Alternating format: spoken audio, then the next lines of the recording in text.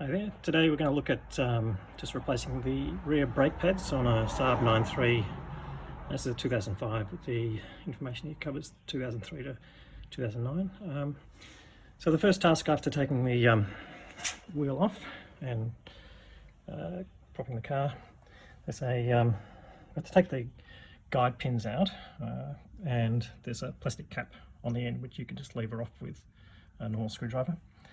Then we take a 7mm Allen key, fit it in, and of course, because the screw is facing away with us, it's a normal screw pattern, so you can just just remember to turn it the opposite way. So we'll take these guide pins out, top and bottom. There's another guide pin at the bottom there, which we'll do the same too, and the next step then we'll take the caliper off.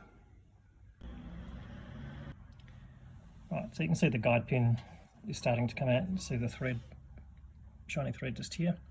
And so we'll just keep working that until the end of the thread gets released, and then we can push it out, remaining bit with a screwdriver to get it clear.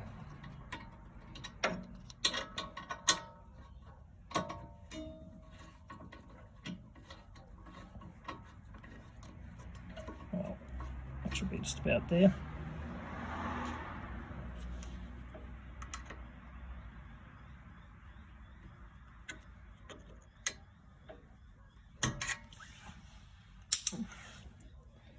Right, so that's now clear, and we can take that out, and I'll just do that same thing for the one at the bottom, which will be a bit easier to take out because the handbrake or the emergency brake cable is not in the way.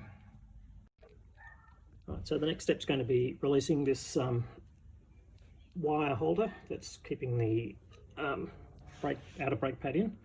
So we'll just lever the wire over this hole, and it releases pretty quickly. And that's keep that aside because you'll need to refit that later on. So then following from this, basically that's the caliper's been released from its guide bolts and that wire. We'll take this off and we'll lever it up from the base just to get it off the disc. And we might need a bigger screwdriver for that just to get some leverage. Yeah, one other thing to mention, of course, as part of taking this caliper off, you do need to release the handbrake. So make sure your car is chocked at the front wheels and on level ground as much as possible to make sure that it doesn't roll forward while it's on the jack stands.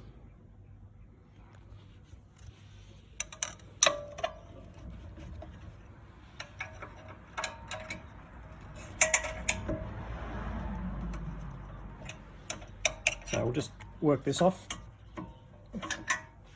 and we'll come back when that's taken off. Right, so this next step, we've got to screw the brake caliper in. You can see where the rubber boot's been extended. The caliper pushes out not to just put pressure on the brake pads, but also to keep adjusting the distance, because as the brake pads wear, they get thinner, and therefore it's got to keep pushing out to keep in contact with the brake pads. So got to push against hydraulic pressure. So what I've got is a specialist tool, but you can get these at any decent tool shop. It's basically got different patterns to suit different brake calipers. You see the 2-hole pattern there. So we just put choose an adapter plate from one of these, and then we've got it sitting on this ratchet or screw-in device. Now, one thing is I've screwed the base part all the way down the thing and put a flat plate on there, which is going to push back against the back of the caliper, and that gives us the room to put it in where the caliper, where the brake cylinder is pushed out, so we can fit it in. So we'll just do that now and get it in place. So what we've just done now is just wound back that outer sleeve so that it's pushing back against the back of the caliper, and then we can start to turn the handle here, and it will basically slowly push the cylinder back in. Right, so we're just going to fit the new brake pads. We've got these Bendix brake pads. This one will go on the inside of the vehicle, and the plain one here without any spring on the back will go on the outside. and that's fundamentally because the caliper on this side is more restricted, and that one with the spring back on it won't fit on the outside with the caliper on it. So it's a bit of a fail-safe. You won't be able to sort of put it in the wrong way around. The spring back is essentially to stop chatter and squeal sort of effects from the brake pads. Is the intent of that, is from what I understand. So we'll just fit those back in, and they just go back into these guide slots. Match directly there, obviously with the friction face inwards to the brake disc. And we'll do the same thing for the reverse side. Just turn it around so the friction face is facing there, and we'll put that in to there in a second. Alright, so there's the caliper in place, and just go back and fit the guide pins